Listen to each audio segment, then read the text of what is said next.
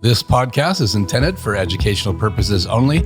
Please check out Natural Care Midwifery, our podcast page, for our full disclaimer.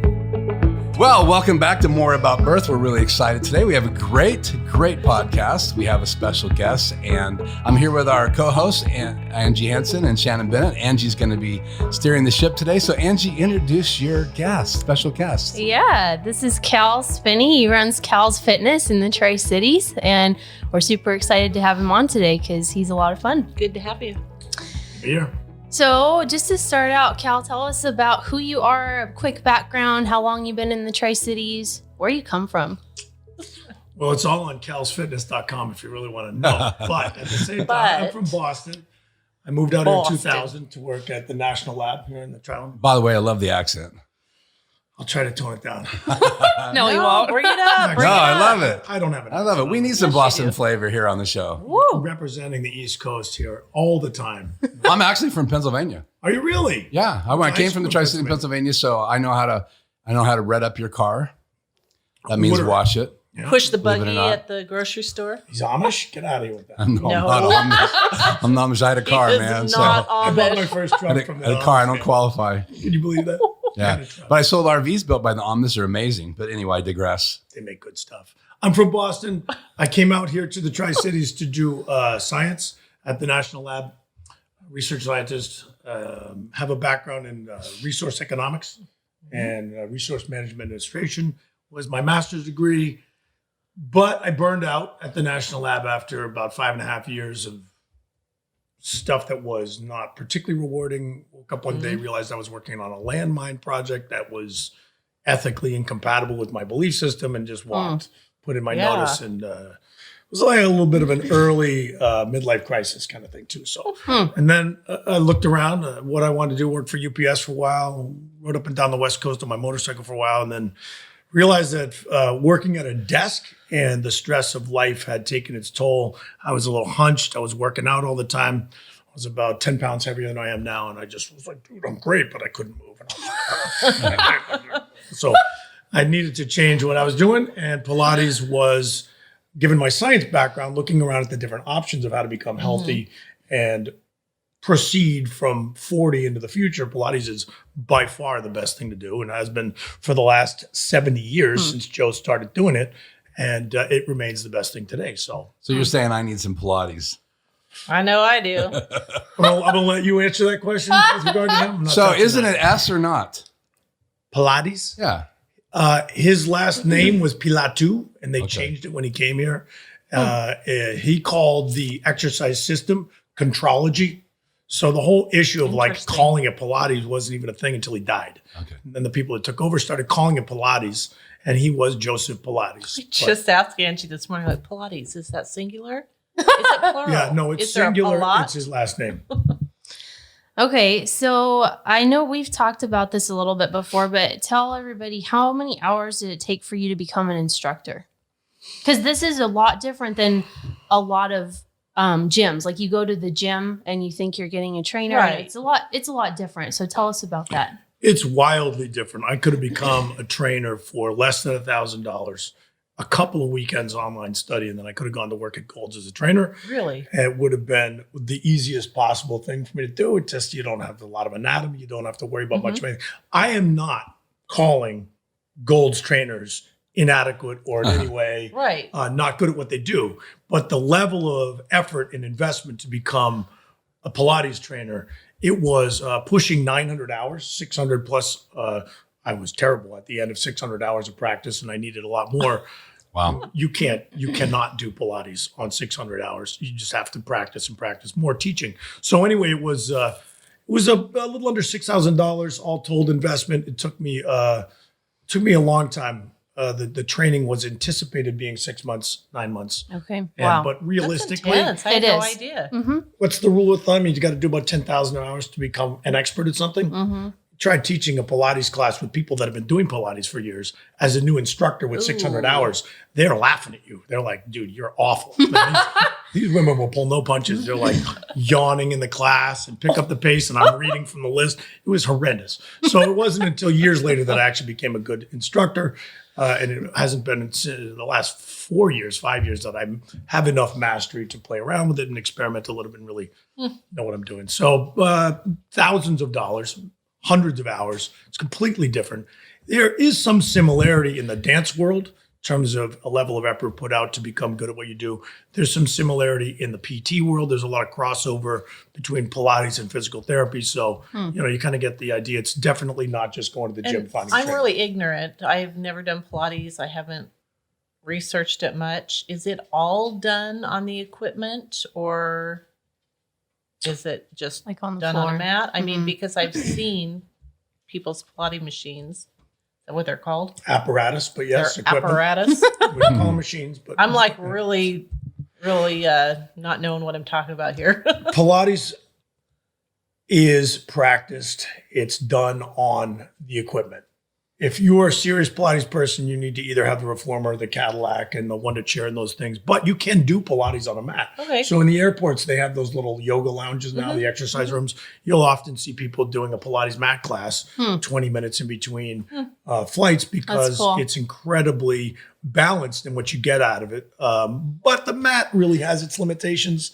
It's boring. There's only, I don't know. I mean, you can stretch a mat class out for 45 minutes, but it's about 25 minutes when you do it quickly and well. You need the equipment to do it. Usually Keith says that he's getting an education when we do these Yeah. podcasts. I think today it's going to be me. I don't think he's This is awake over there. interesting. Actually. I'm not awake today. It's Saturday. The guy from Boston's taking a shot at the guy from Pennsylvania. You know, always those Eagles. Always, Go man. Eagles, fly, Eagles, fly, right? Wait, Pittsburgh, Patriots? man. What was that? It was. I think it was the Steelers, man. Wasn't it Pittsburgh? And Oh, guys. Oh boy. Okay, next question. Nothing but love for Pennsylvania in the house right here. Okay, so I want to talk about what effects does pregnancy have on the body from what you've seen as an instructor and what you, Shannon, have seen as a midwife. So- Well, I can go first. Obviously, it definitely affects that abdominal muscle separation, the connective tissue, because you've got this big old baby pushing everything out, and you've got all those internal organs that are going up. So there's a lot of internal pressure pushing outward. And I see moms sometimes, no lie, with a 4-finger breadth separation between those muscles, between the diastasis that's recti. intense. Which, in diastasis recti, diastasis recti, tomato. It means It's- abdominal separation. Yeah. So like when they come for prenatal and they're lying on the bed and we have them get up, I always try to help them up or have them roll over onto their side first. And that's the apparatus in Pilates does that for you. Oh, great. So you're not on a mat doing pregnancy Pilates. You're getting help from springs and the equipment to get you up. Great. Just to go back to Yeah, your other question. because what happens, and I know you've seen it, is you get that dome, that abdominal dome. And what do you get on the other side at the same time? You get the concavity of ultra tight muscles in the lower back. Sway back. Yes. Look So at both sides all the time, baby. I Did you just call me baby? Who loves you? We're not ignoring you. Yeah. So, and that what I learned is that those lower transverse abdominal muscles are connected to the pelvic floor muscles, and it's like a triangle, and it all works together. And so when these get weaker, a lot of times you're going to have pelvic floor issues. You're going to have, pee your pants when you cough or sneeze and that sort of thing, and it creates, again, the body all works together. And Cal can talk more about this, but when you have peeing that. your pants? What are you talking about now? All right. Yeah, he's an expert on that. No, but when you have those abdominal muscles that separate, it's harder to hold yourself up. And so you're going to compensate in other areas. You're going to get tight in your back. Well, and you're then going to get tight in your nursing? neck. Yes. I see nursing moms. I always tell them, get comfortable first, bring your baby to you, then put your pillow or whatever underneath of you. But more often I see this. Leaning over and hunched, and they're nursing the baby. And sometimes they're there for 45 minutes. Yeah, and when you do that for 8 And it collective strains years, the back like muscles I have, you're in and- a yeah, permanent seriously. this, Seriously. And so there's a lot of issues. Pregnancy. I'd like you to talk about that a little bit, about posture. Sure. Oh, We yeah, can go that's there part for of it. sure. Part in posture and Yeah. yeah. Yeah. The original question that you had was, what was Effects the of pregnancy on the body. I'll tell you what. For people that are watching this here and don't have experience with pregnancy, if you're the husband, it's your first baby kind of thing, think of it as a guy like a car accident. It is a gigantically, monumentally impactful event in the life Never of a woman. thought of it that From way. a guy's perspective, what do you get after a car accident? You're all jacked up. You go to the doctor, you take time off from work, you get treatment, and then you have, you literally go to physical therapy afterwards for months to recover. Yeah. The impact on a woman, expanding your body out, then punching a hole on the way out. Seriously, it is immensely impactful. The only difference would be the love that you give the parasite. no. The parasite I kid. grows I have very babies. I love my children. There's one. slowly.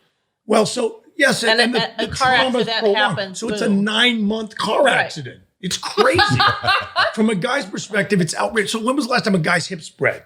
Like when was the last time That's true. you couldn't walk comfortably? Right. You go to the doctor if you can't walk and you're a dude. Right. Real, I mean, yes, abdominal separation. Dudes know that from a hernia standpoint. You go to the doctor, you get put the mesh in. There's a lot of different ways that modern medicine is a ways of dealing with that. Oh, don't even talk But to me about we need to mesh. get into how do you pull it in and how do you knit that back together. Hugely important. But And as it's you say, possible, the right? ripple effect from the pelvic floor up through posture into the hunching of the And neck and those shoulders. muscles here that wrap around also are affected. So there's It's a constant system. backache. It affects your feet. When was the last time you got pregnant? Didn't have a foot issue, right? Right. Swelling. Yep. Try to put your shoes on. Different shoes. Walking differently. Flatter walking different. feet, So I plantar see. fasciitis. Absolutely. Absolutely. The point that I want to make is Pilates is systemic in its view of the body. You can go to a gym and say, I want to get bigger shoulders. They'll give you deltoid exercises. You'll do rowing and shrugs, etc. But in Pilates, we do not target anything. So when a woman comes in preparing for pregnancy, how do you prepare them?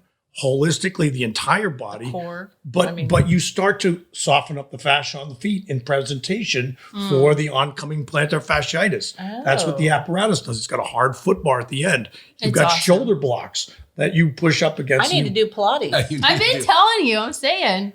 So it pulls your shoulders down. Every repetition, you get a little stretch of the so trapezius good. muscles. You're laying on your back. So you're flat, your scapula together. You did this a moment ago with the nursing, the breastfeeding. That's awful. My 14-year-old son, who's off camera right now, has a Computer. cell phone, and he'll Yep, sit here like, yep. and I'm like, bring the phone up. What are you talking about? So how's my cervical spine?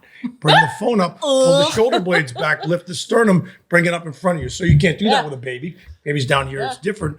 But the orthopedics are knowing that the cervical spine issues right here are happening because the cranium's projected too far forward, exaggerated And bend. nowadays, Women are getting that too. It's Why? a big problem. Yeah, so in reality, everybody that has a cell phone is doing that every day now. Yeah. We're doing that there. But Computer. here's the profile as the belly pushes out, right? And the back sways Center of because the gravity center of gravity changes. shifted. You have to bring your rib cage back over Right. that. It's automatically arching your back. You've lost the abdominal muscles. They're wafer thin. It's stretched out. As you say, that balloon concept. From the beginning, you lose it incrementally and you go into the back.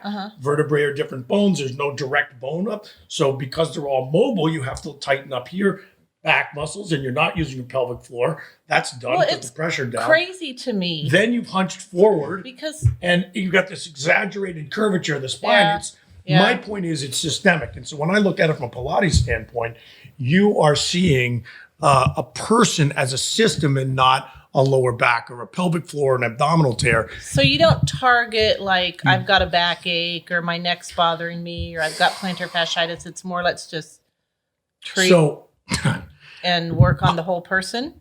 Pilates as a system, if you go to a Pilates studio, they're not supposed to target anything. I was trained in power Pilates, which is subtly different from stot Pilates. It's a little bit different from Now some you're of the other. speaking Greek, but Exactly. And well, you and your rectus rip-ups, you know. you guys know the anatomical language because I don't care about that, but I love you anyway. The point is, like, there's different flavors of Pilates. It's like, you know, Starbucks or Pete's or Right. Dunkin' Donuts if you're from Boston. But so you have all these different things that you can talk about as being Pilates. right. So, but you would complain if you went to a doctor, to a GP, and they looked at your cough and they never looked beyond your esophagus. Right. Like, what about lungs, right? Or what about what's your ambient environment? You got mold in your house, etc. A Pilates instructor is a negligent instructor who doesn't look at the whole system. Now, does that mean that all instructors do that? I don't know. I can only speak for myself and a handful that I've come across in my life. You can count that number of Pilates instructors I know on two hands, and half of them are rubbish. But at the same time, if you follow the recipe of Pilates, you look at it systemically, and a person who's going into knowing they're going to get pregnant or is pregnant, or more commonly, I'm a mess, what do I do? Oh, there's Pilates after the fact. Yep. Then you're going to find it deals with the whole thing. But a reasonable human who's doing the Pilates instruction says, good, well, you got strong legs, your glutes are good, like, you're not walking sideways. So realistic people take nutrition, sleep, stress management in the same sense that we look at the whole body and how you're living to be well. Pilates looks at all the systems, cardiovascular, lymphatic, you've got all these different things. And in a woman's body going into Pilates early into pregnancy, you strengthen the whole system. Coming out of it, you don't just knit the ribs. You don't just try to tie this up because, as you point out, there's all these other issues going on, pelvic floor and lower back. And that's the great thing about Pilates. That's what made it great 80 years ago. That's what makes it better today than Orange Theory and P90X and TRX and kettlebell, because those little niche exercises simply don't work for the system. Can you tell I don't exercise? Well, that's awesome, man. That's been so we're going to go to break, but thank you guys for joining us for the first portion of this great conversation about Pilates. And we're here with Cal Spinney, and man, we're learning a lot. We may be signing up for Pilates after the break. So stay tuned. We will be right back with more about birth. This podcast is intended for educational purposes only. Please check out Natural Care Midwifery, our podcast page, for our full disclaimer.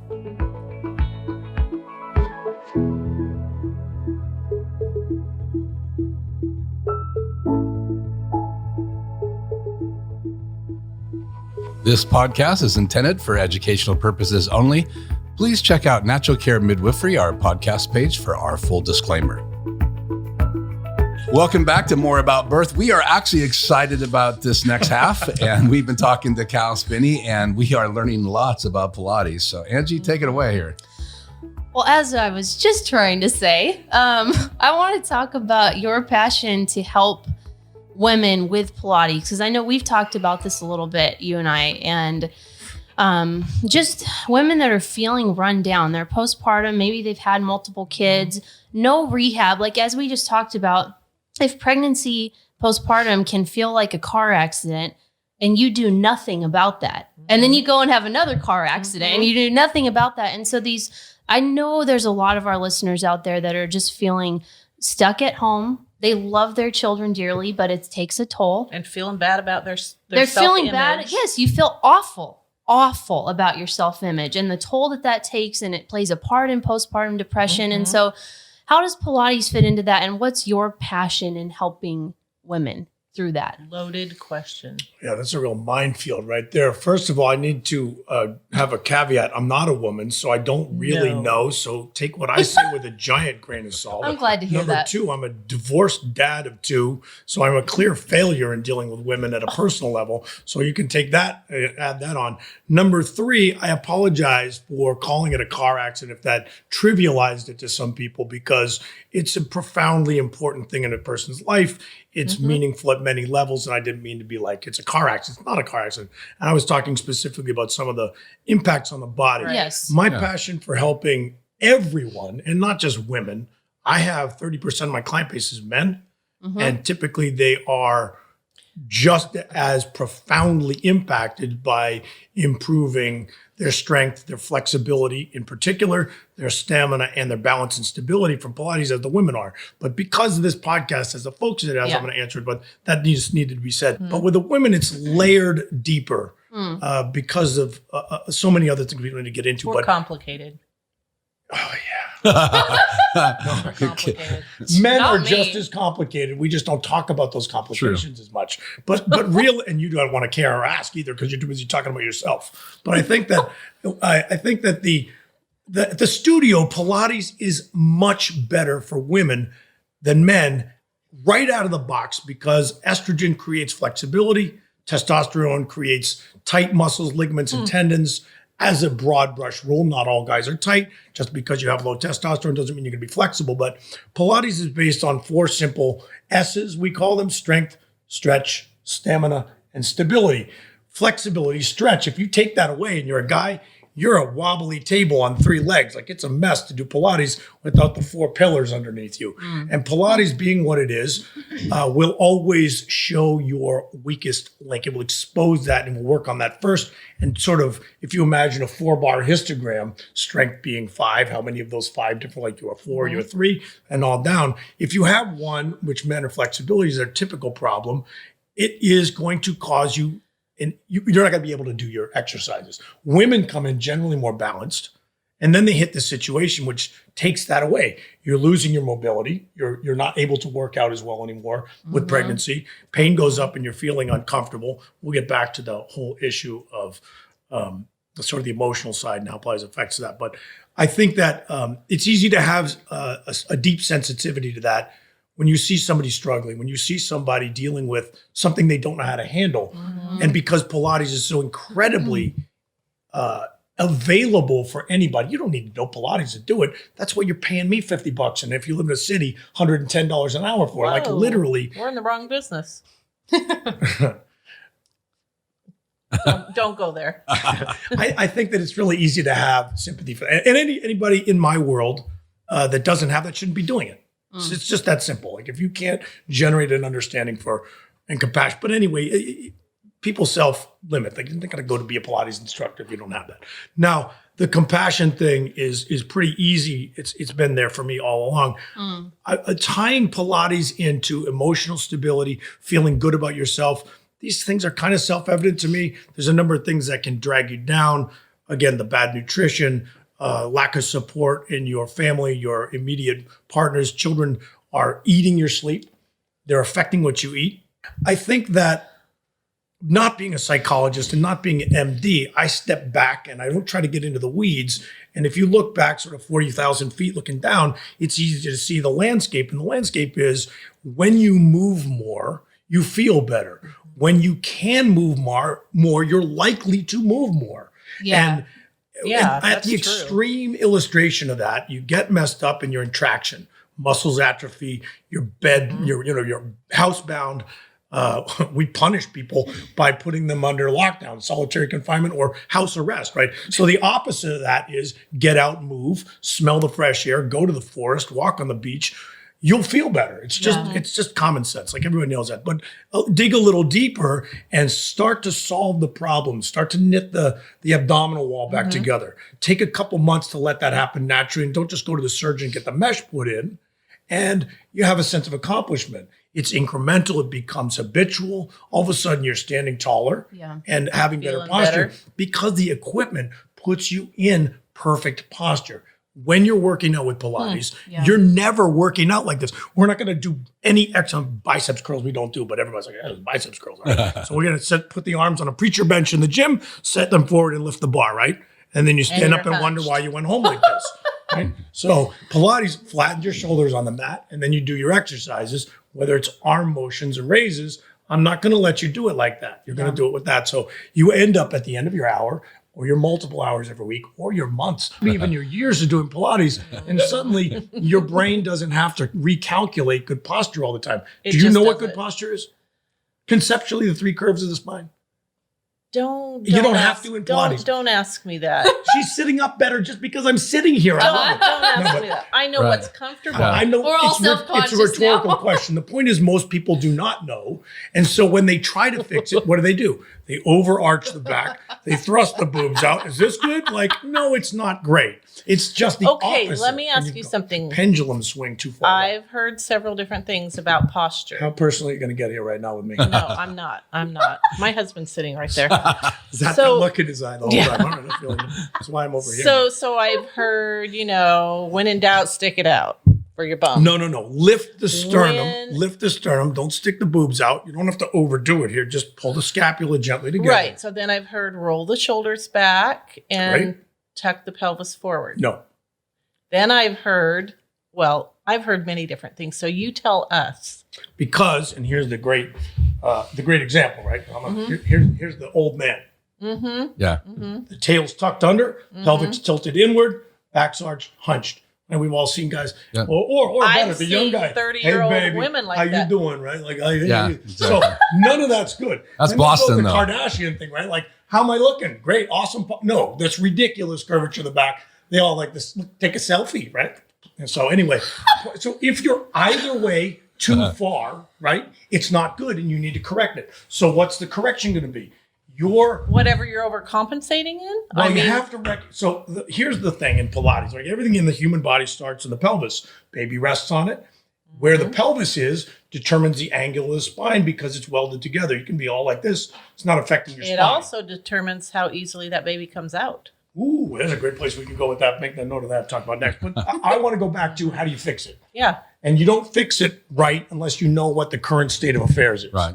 Right. So what the pelvic tilt is determines what I'm going to give her cueing for an overarched back. If you're coming out of pregnancy, in all likelihood, your lumbar spine is tight, shortened, back is arched, pelvis is tilted forward, booty's sticking up a little bit. So that's one set of cues that I give. This one sort of corrective view during the course of your hour in Pilates. You're going to hear different language from me, and we're going to, in some ways, focus the exercises, cherry pick certain exercises that lend you towards deepening the abs in, retilting the pelvis without going too far, right? So too far would be trending towards that old guy whose pelvis is tilted the other way, shuffling around with his Jimmy thrust forward. Like, it's ridiculous. You don't want the pendulum again to swing too far in your corrective measures. Right. And you want to recognize what the right sort of prescription is to get to the right answer. The right answer. So not overcompensating, Exactly. but just coming Well, into form neutral. line. Neutral is the answer, not normal.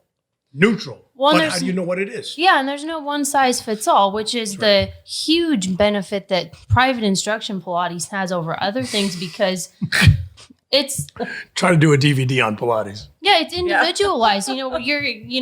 Cal's going to target whatever your issue is and the problem and how to correct it. There's not Any a one Pilates size fits instructor all. will. Any Pilates instructor. Well, you're the one we've got sitting in front of us here. So. Representing all Pilates instructors.